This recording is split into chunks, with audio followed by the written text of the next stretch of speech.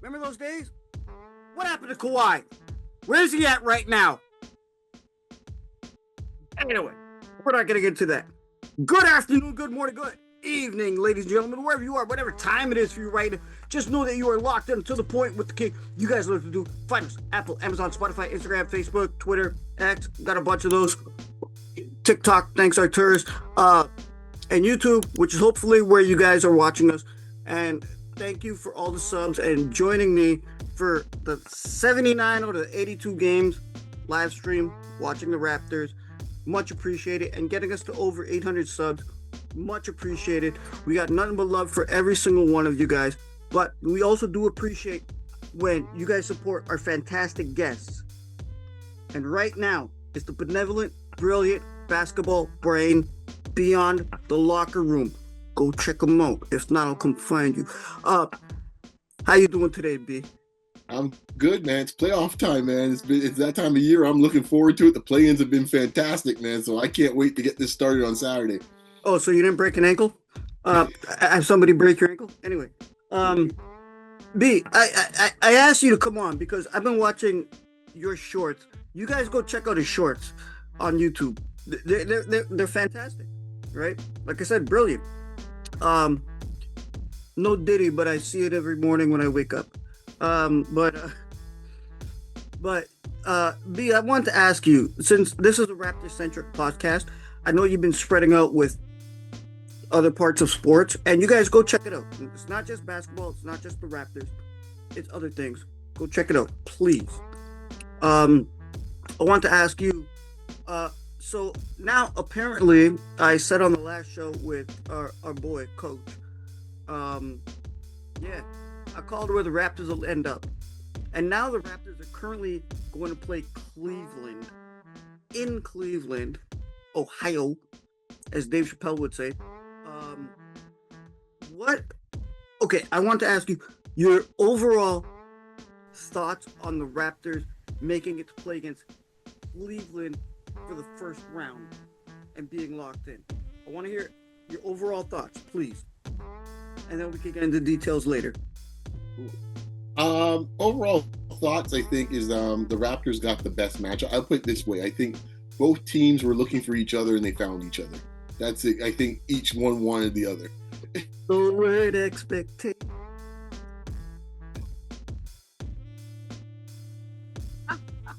Please go on. Yeah. So I think that is the case. I really do. I think the Cavaliers, if they had their choice of which team they wanted, it was the Raptors. I think the Raptors definitely, if they had the top 4 seeds, this is the team they wanted. So we're going to find out who was right to make that choice, but they got what they wanted. I would put it that way. Now, okay, here's my thing. The Cavs, they're not rated that high on defense. No, they're not. And the Raps have won the season series 2-1, right? So this is very hopeful for the Raps. I was hoping for this instead of the Knicks, because let's face it, we know what would happen there. I think this is very hopeful for the Raps to get out of the first round, and I think overall, with the Toronto Raptors, the way they're based against Cleveland. And I'll say it this much because now we're going to get into the matchups. Cleveland, I see Mitchell and Harden. Mark my words, ladies and gentlemen. I will pull up my crystal ball again for you. While you're watching the game, mark my words. 12 out of the 24 seconds on the shot clock for Cleveland's possession, it will be between Harden and Mitchell, which will eat up a lot of time. And the Raptors are very, very fast-paced. I think we know that, right? That the Raptors are very, very, very fast-paced. And so maybe they can put up some more points on the board to defeat Cleveland. Now, beyond, we got the matchups. Starting 5, IQ, RJ, BI, Scottie, yeah. On Cleveland, it's Mitchell, Harden, Mobley, and I can't remember who else. Wade, I think, is starting for them. Pardon me? I think it's Wade. Yeah, it might be Wade because I don't even think Kenny Atkinson knows exactly who's he's going to put on Mhm. there. But and then you got Allen, right? So how do you see the Raptors matching up individually? If you want to go through player by player, go for it, buddy. The floor is yours. I won't go that much because I don't think anyone really cares what if Dean Wade's on there, what his matchup is. With all due respect to him or whoever's playing small forward for him that day. Let's get the key matchups. I think right now let's start with the guards for the Cavaliers and who the Raptors will use to try to defend them. A big question mark right now is IQ. Yes. Like right now, we've heard mixed messages. We heard earlier in the week that he was out completely, and then they kind of said, well, he's now day to day. I mean, he has some very dangerous injuries that you don't want to mess with. I mean, it started off with the plantar fasciitis was already batting up that needs just flat out rest. And now you're talking about a hamstring. I would be very concerned. Just as him as a player and his safety, I'm concerned about him playing, to be honest with you. Because hamstring usually leads to some other stuff if we know what we're talking about, right? Like that's it's been around the league that when you definitely have a lot to do with it. Yeah, when you hear hamstring, you start thinking about ACL and stuff, and people get nervous, right? So, yeah. I would be very concerned about him playing for his own sake. Forget about the playoffs and stuff like that. But if he does play, I mean, he's never been a great defender to begin with. So you now add that to his injury situation. He will be attacked mercilessly. I don't know. I think they'll just pick their poison. In other words, I'm not sure. I'm not sure how they match him up. Like, knowing Darko, he tends to be very traditional. So he'll put point guard versus point guard. He won't really do a lot of switching in the starting five, which I think that if we're saying Harden's the point guard, IQ playing him, Barrett playing Mitchell, I don't know if I like either matchup. If they're going to do that, I prefer to switch them just for the size purposes and have RJ play Harden and then have IQ play Mitchell, at least initially. Don't get me wrong. That's death in this case, having Mitchell, Mitchell will blow by him going to the rim. Agreed. But if he has Harden on him, I mean, they'll be in foul trouble after 2 minutes. It'll be in the bonus after 2 minutes, right? So you're picking your poison. I mean, the other possibility, if you wanted to get creative, we'll get to him in a second. That's 10. Yeah. Right, exactly. But I think if he got creative, he could slide him to whoever the small forward would be for Cleveland and try to hide him there, and then move perhaps Ingram in this case here or Scottie to play one of those two. I suspect it will be Scottie, and then have Ingram in this case take his chances with Mobley. That's if that's the starting five, that's me. I move him to a small forward, and then I move Ingram to Mobley. And I move Scottie to play probably Harden. Yep. And then afterwards, RJ will have to take his chance with Mitchell. Thank you. I agree with you on that one. And at the center position, I think the Raps with Allen. I like Allen. I like him, right? But you got Yak to start. You got Sandro coming off, and plus you got my boy CMB, right? Their focus will be on him. I don't know what you think of those players, but the three of them collectively by committee maybe can slow him down. I kind of like that. I like your idea there of Scottie switching to one of the guards. Mm-hmm. Mm-hmm. I really love that idea. And like you said, hiding like maybe RJ or IQ on the 3 and letting BI play the 4, right? Yeah. Yeah. Because you could also hide him there too. Yeah. But what do you think about? You were about to say something. Sorry. No. Go ahead. I mean, I'm just gonna go with your front court discussion. Like, I mean, Pearl's gonna be on the spot this series, and I don't know how much. I mean, this is the reason why I said both teams wanted each other, right? Because Cleveland has no wing defenders that should really put any sort of fear into Ingram or Barnes. Exactly. But at the same time, Cleveland's got the front court. When your option for your second option of Pearl that can't get the job done is a 6'6.5", small / power forward as your next best option. Sorry, man, I'm no mathematician, but 7 feet, 7 feet. Like, it's like, I don't care. And they're not, as I said before, we were talking offline. It's not like Cleveland's got the most ferocious physical front line, but sometimes 6 inches over there, dude's just 6 inches over another dude, man. It just is what it is. They don't have to be physical for that. And I just think that I do think CMB is going to play a key role in this series because I think, I think he'll have more minutes on Mobley at times. And I can see a scenario where Scottie might have to play center, where the small line and Scottie just takes the reins and deals with Allen as best he can. Because I can see a scenario where Pearl gets kind of like, played off the court. Like, honestly, I can see that because there's two areas where he's going to have a problem. Possibly one, the boards, which we discussed already. The other problem is that Cleveland's going to do what Boston does every time they play Pirtle. They're going to bring him up to the three-point line, and they're going to put him in every damn action, right? And that's where you're going to sit there. It's like, okay, what do you do, Darko? Are you going to blitz it, or are you just going to play your conservative way and switch it and think like, oh, Pirtle can handle it? I've never seen Pirtle handle it yet, but based on how Darko's played, he's always played it as we just switch everything.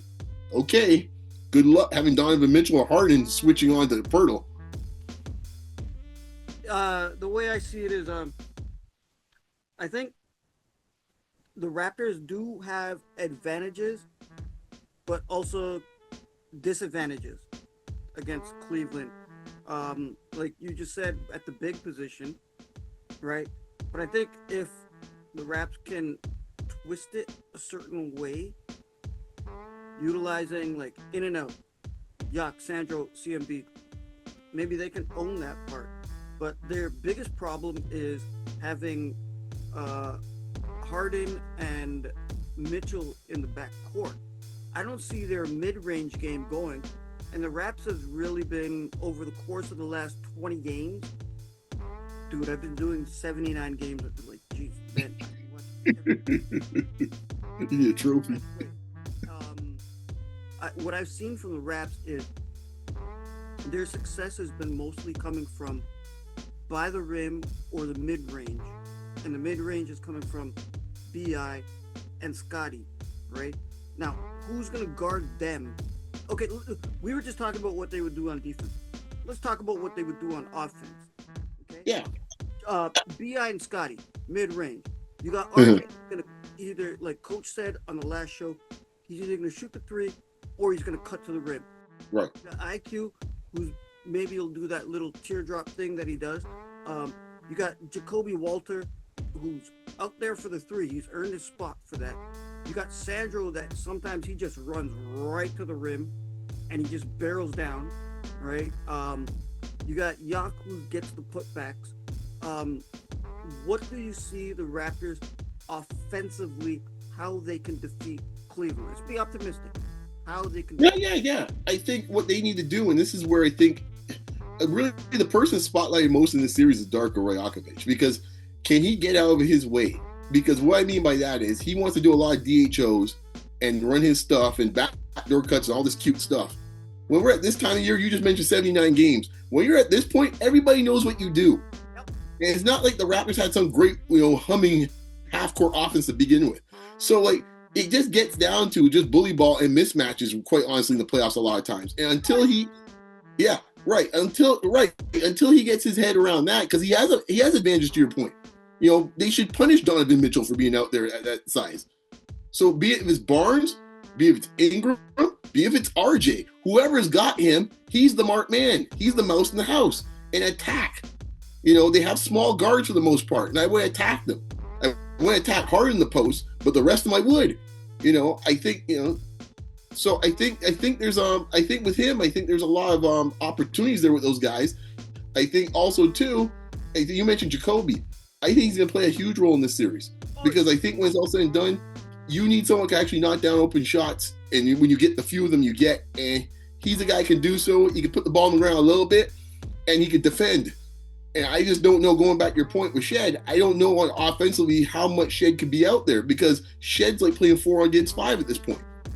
So if you're going to slag off Shed and dare him to shoot a 3, and I think that's going to be a running theme throughout this whole series. Can Shed knock down open shots? Because they're going to give them to him. Any double comes from Ingram. More effective with the passing.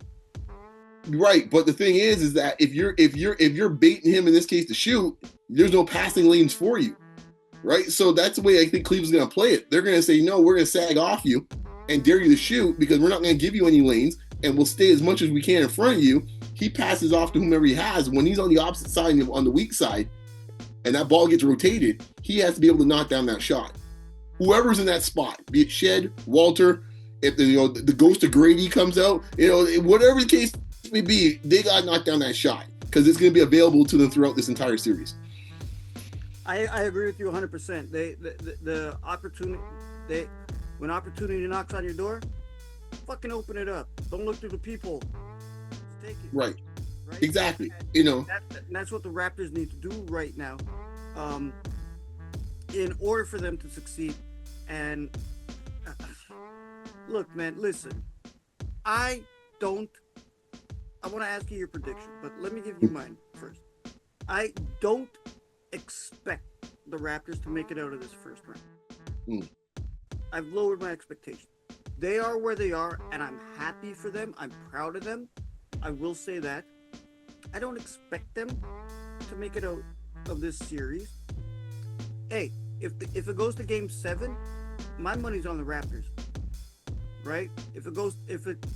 If Cleveland jumps out to an early lead in the series, it's over. If the Raps can keep it tight, hey, don't we all want to see that? Right? We all kind of want to see that. But to the fair weather fans out there, don't get your hopes up and don't tell me to go off myself, right? Because I post something about the Raptors. Okay? Just tempering your expectations. Now, B, we got to get out of here soon. Yeah, I'm good. Yeah. So I'm just gonna ask you two things. Number one is, what is your prediction? And then the second thing, anything else you got to say? You could tell me what you did today. I don't. Yeah, man. Okay. The floor is yours, So, my friend, thank you. Yeah, I'm with you. I don't see the Raptors getting out of this series. I have the Cavaliers in 6. So do I. Yeah, I think so. I mean, like, to your point, if it gets ugly early, I could see them winning in 5. If the Raptor players look shook, it could get ugly very quickly. And I think that's the first thing to watch, that first half of the first game. Like, who's got the deer in the headlights in their eyes? Because I think a lot of people don't realize we got a lot of guys that are first timers here, man. Right? Like, we're gonna find out. And a lot of other guys, even though they've been in the league a long time, they haven't been in a lot of playoff series, a la Pirtle. So, we have a lot of dudes here. Like, honestly, probably RJ is one of the few guys that had, he and Quickly have been in a lot of series, and Quickly has shown in the past he has not been a great playoff performer. So we will see who shows up and who doesn't show up. I think CMB, as I said before, he and Walter are going to be huge factors in this series, because I think they're going to have to kind of replace some of the deficiencies of the guys that I think Darko will go to first, a la Shed, a la Pirtle. But I think they're going to clog the lane too much, and he's going to have their hand forced by the middle of this series. But yeah, I do like Cavaliers in 6. Yeah, they don't have anything to stop that offense. Those guards. But I will say this: a guy to watch, and he could be a factor the other way, is Evan Mobley. Like, that dude need to show up, and if he ain't showing up, this series gets a lot more interesting. Because if he's a no-show and he out here like Casper the Friendly Ghost, then we got a whole different series. And he's been known to go kind of these lulls in series where it's like, dude, are you even out here? So that's something to keep an eye on.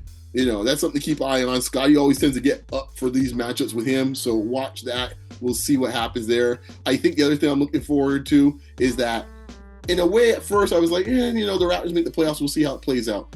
But I'm kind of glad in this sense. We will get some finality. We will get some answers on some things, right? And we'll force this management one way or the other to handle this roster in the offseason one way or the other. So we're going to find out what type of player is Scottie Barnes at this point, right? Where his game is at this point. We're going to find out a lot about our point guard play at this point. Can it hold up amongst the scrutiny of a playoff series? We're going to find out about this front line that they've been ballyhooing and say we're good with. We're going to find out about that. We're going to find out about this coach in this series. So there's a lot of questions that will get answered finally, where Raptor fans that have been kind of playing like, hide the ball, or, what do you want to say, whack-a-mole, where it's like, well, it's this reason, it's this excuse, it's the injuries, it's that. No, there's no more excuses. Everyone, for the most part, besides IQ, is healthy enough to play in this series. We got ourselves a series. They got a decent opponent, to your point, that they could potentially beat. It's not like they're playing the Celtics or they're playing the Pistons. They can beat this. They can win this series if they execute the right way and find the right advantages. So I still like the Cavaliers in 6, but it's gonna be a very fascinating series. I'm looking forward to seeing how this plays out, man. I guess expanding out a little bit. I mentioned on my pod. Check it out at Beyond Locker 2013. I'm getting used to it now. There we go. I just mentioned the other day, I went scratch. I feel that now I am a Pistons fan. I say so, but hey, I think the Detroit Pistons are going to make the finals. I think the Thunder are going to be back there, and I think the Thunder will repeat. I think the Thunder will win in 6. That's what I was going to ask you. Okay. Yeah. Who's coming out of the East? Just give me a one-word answer before we end this. Right? Detroit, man. Detroit basketball. West. OKC. Okay, I agree with you on the West. I disagree with you on the East. I think it might be Boston. But it would be great to see Boston and Detroit play each other. I hope I'm wrong. Yeah, I mean Boston. I mean that's not on the ledge type of thing. They have the experience. They have the guys that have been there before. So that's the argument for Boston. They have the depth just as much as Detroit. So I and they have a coach. The Raptors in the 5th place with no starters. Yeah, you're right. Yeah, they are a beast, but Detroit goes just as deep. So I mean, they're winning without Cade, they're winning without Duran, they've been winning without whomever, and they still keep on moving along to win 60 games pretty much. So like, I think it would be, I think they've separated themselves in some ways from the other teams in the East. The Knicks have matchups that work in their favor against Boston that makes them dangerous. Because if they get in that next round, Boston, New York again, they have the wings to deal with the Jays. And I think that's something to be wary of, and if you're a Celtics fan, which makes it they may not be there. New York, don't worry, I would love a piece of New York again because I felt we gave away that series. We left a lot of meat on the bone last year in that series. We left 2 games out there, and if that little point guard wanted to be jerked up his neck, I used to root for him. He used to be on my Mavericks, but if he want to keep doing this every second, he got everything coming this year. That ain't gonna cut this year, man. The referee's on to him with that trick. Everything that ain't working this year. All right, so he better be looking to try and get some shots up with the net. All him jerk his neck like he just got shot. That ain't gonna cut it this year. Got that neck jerk. The only jerk neck I like is when it's on a chicken. I don't blame you. I agree with you, man. I don't blame you one bit. You got a couple seconds? Plug Beyond the Locker Room, please. Yeah, man. Check me out, man. I usually post twice a week, man. Got shorts, as my man just said here. Coming in there. You can find me on Instagram. You can find me on Facebook. You can find me on X chatting about certain things, observations I got. And of course, on YouTube, where you find me right here, man. Like, comment, subscribe. As I said before, and share. Subscribe is for free, man. And these days the economy's kind of tough. It's hard to find stuff for free. This is one of them, man. So, so check me out at Beyond Locker 2013. Put me in the search. As I said before, I discuss everything hoops related, college, be it college, NBA, of course, football. Big gridiron man. I post some thoughts. In this case here, the Masters just the other day on Instagram. So check me out. I'm always discussing. Yeah, check me out, man. So I'm good there. Appreciate the opportunity as always, man, King. Thank you so much. Hey, man, anytime you're here, you're part of To The Point family, and you guys watching, I consider you guys To The Point family. Arturis, my man, greatest producer of all time. Go watch that last video. He worked a fucking miracle. I'll say it. Shout out to Skip, right? Shout out to all you guys out there that are part of this, and you guys catch me Saturday, 1 p.m., maybe 1:10. I'll be here with you guys watching the game, play by play, cursing at my TV, right behind this camera, and I'll be ready to break the shit out of it at any point. So if you guys want that, come and join us. Don't forget to go check out Beyond the Locker Room, subscribe to them, okay? So on behalf of all of us and you guys out there, good afternoon, good morning, good evening, good night, and peace.